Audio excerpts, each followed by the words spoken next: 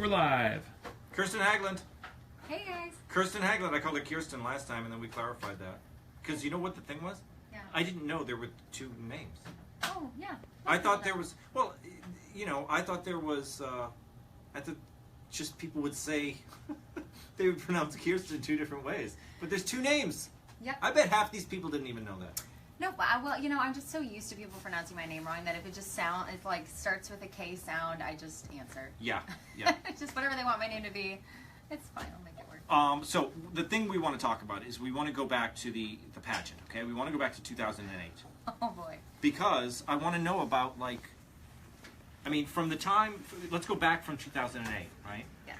When you had the crown on your head. How long before that had you know, had the whole thing started? When was the first? You know, a lot of people think that I grew up in pageants, you know, or that anyone who reaches like that level little, of success, yes, like toddlers and tiara thing, yeah. and that was not me at all. I entered my first pageant when I was graduating from high school in the Detroit area.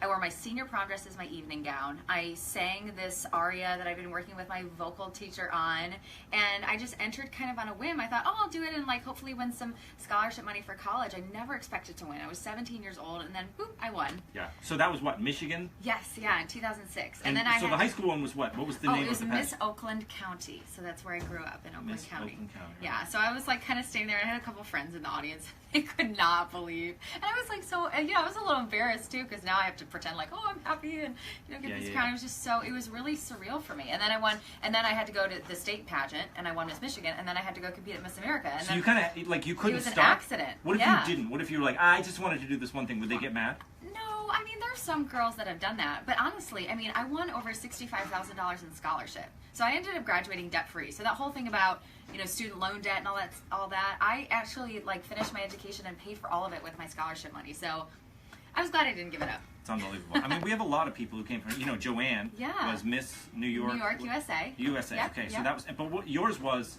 the standard. The Miss America. Miss America. That was the gold standard, right? The very first pageant ever, actually, 1921, ever in the whole world. Really? And is that the one that Trump has? No. So Miss America is a nonprofit organization, and we're a scholarship program.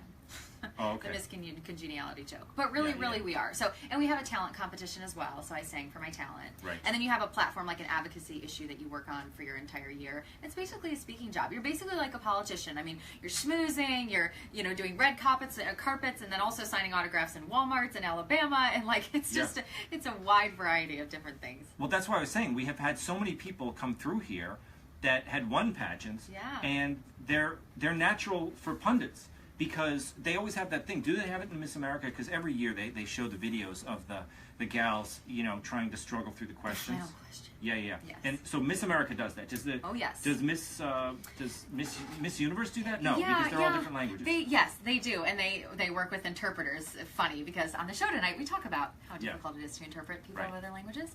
But also what the audience doesn't see is that before any onstage part of the competition, you do a 12-minute, 10 to 12-minute interview with this panel of judges, and it's very press conference style. So no one gets really to see hard. that. Yeah, no one sees that. It's just for this panel of 7 celebrity judges. You know, we've had Rush Limbaugh was a judge a couple years ago.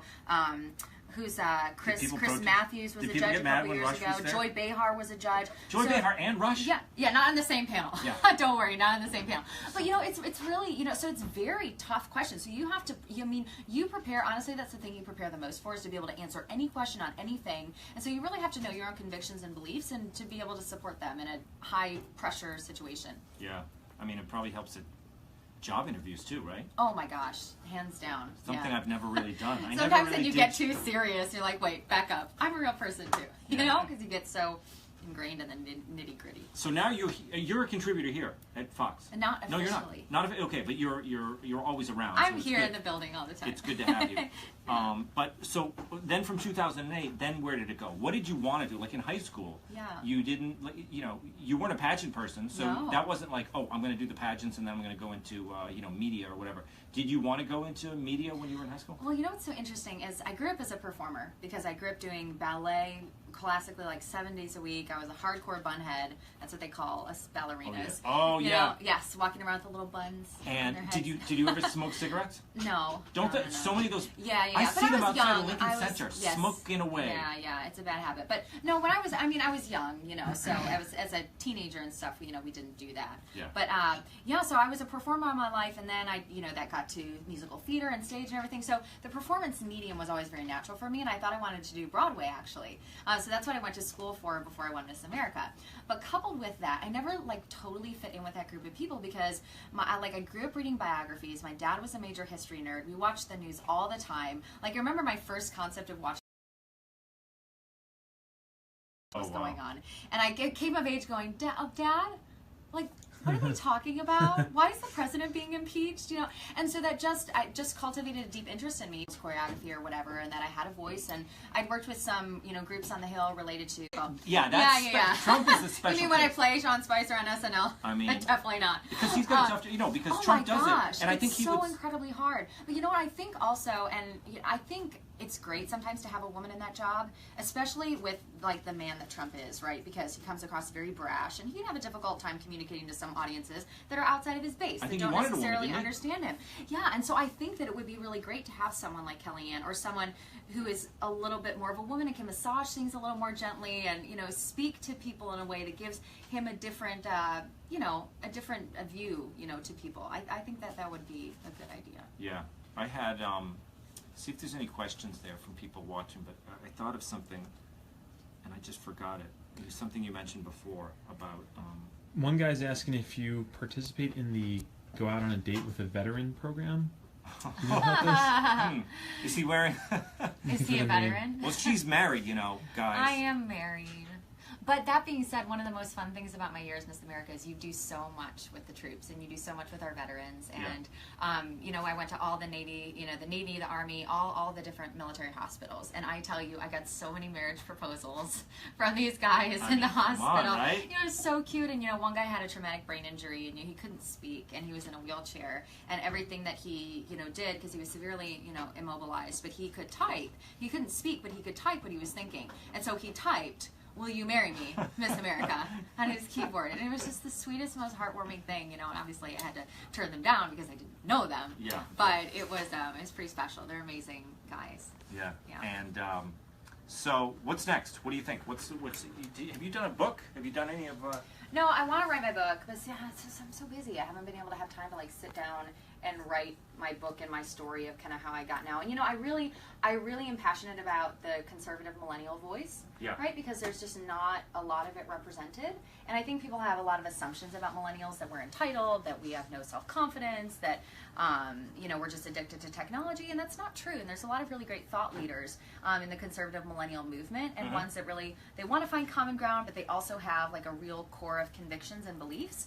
And so when I write my book, that's what it'll be about. But actually, I'm studying at Oxford this summer. I'm going to the UK. Holy moly. Just for the month of June. Yeah, that's so like what's next? That's my big thing. Yeah. So I'm doing a business and theology program at Oxford. What's that? What is business and theology? So it's kind of an intersection of like how you talk about communities of faith in conjunction with your work and with politics. So it's kind of the intersection of religion, politics, and faith. So it's interesting, I'm really excited. Well, when you talk about theology and faith stuff, or schools of divinity, it's very when you're combining religious stuff and education, I always feel like it's the liberalism wins out. You know what I'm saying? Yeah. Oh yeah, definitely. Departments of theology, divinity schools, there's a very liberal bent to them these days. Oh yeah, they've become very, very liberal. And what's so interesting is like Harvard, Princeton, Yale, they were all started as like theology schools, right? They were all very, very conservative. Harvard has changed its motto over the years to now just be Veritas, truth, when before it used to be something very Christian. So it's changed quite a bit. And of course we live in a pluralistic society, so you have to understand and respect that. But as someone who is a person of a Christian faith, learning how to talk about that in a way that is persuasive and kind and loving and compassionate, and finding ways to find common ground with other religions as well, because we live in such a messed up world right now, and we live in such a world where people are at such loggerheads all the time. The faith community, like politics, go at it all you want, you know, but the faith community to work in there to try to, you know, like help real people on the ground. That's why I'm a conservative, because I don't believe the government should do that. I believe that community organizations should do that, people should do that, faith communities should do it, and they do it better. So, you know. Preach. Yeah, exactly. Woohoo. Now, also, the other thing that you mentioned on the panel, you were talking about animal rights, right? Are you? I'm not like a PETA person. Well, that's the thing. But you know, I'm like such an animal lover. You're an animal lover. I am a okay. bleeding heart animal lover. But I'm not have a you bleeding ever heart done lover, but an any? animal lover. Have you done any work with, you know, for animals? Because that's another area where I feel like there are conservatives who love animals. But there's almost no room for them in that world because it's. I know. Well, and also speaking of like no room for people in that world, also being a pro-life woman who also works in, so I do a lot of advocacy and work on body image issues, eating disorders. I myself recovered from an eating disorder. That was my platform as Miss America. So I still do a lot of work with college students on this issue. And mental health issues are largely put in the liberal category, you know? So if I'm not, in some situations, it's like I can't be an advocate for that because I'm not super, super pro-choice.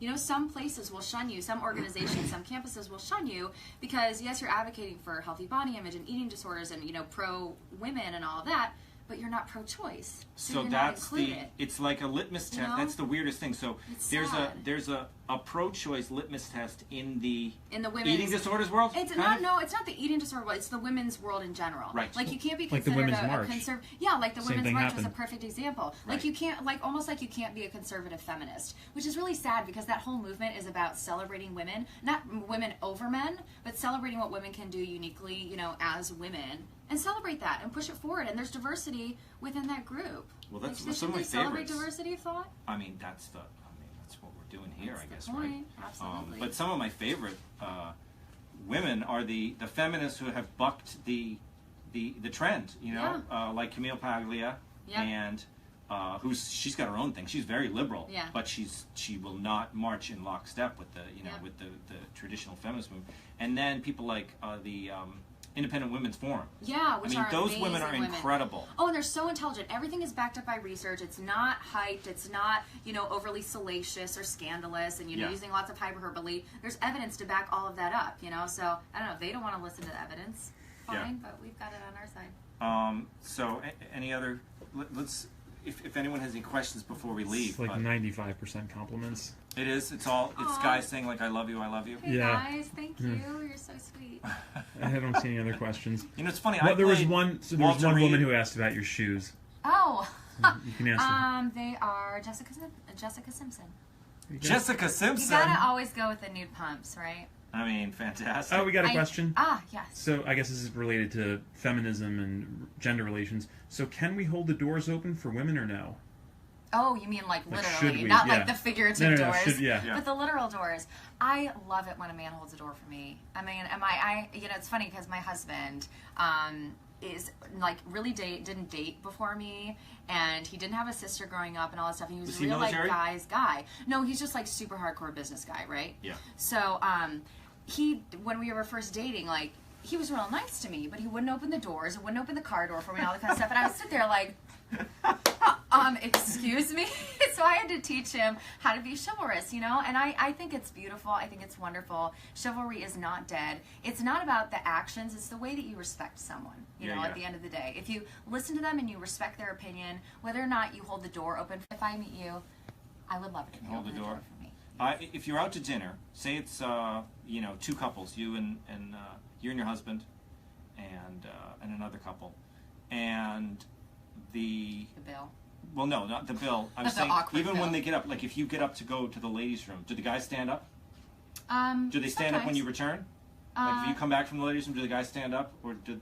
It depends. I like really nice dinners, yes. Yeah. Yeah, but just kind of like more casual. Hey, we're getting together at a pub. You're right. I feel weird at Applebee's standing up. Yeah. No, at Applebee's no, but like at a nice dinner, yeah. Yeah. And it's so wonderful. When you go overseas, like we try to go to Europe as much as we can because I'm a big Europe fan.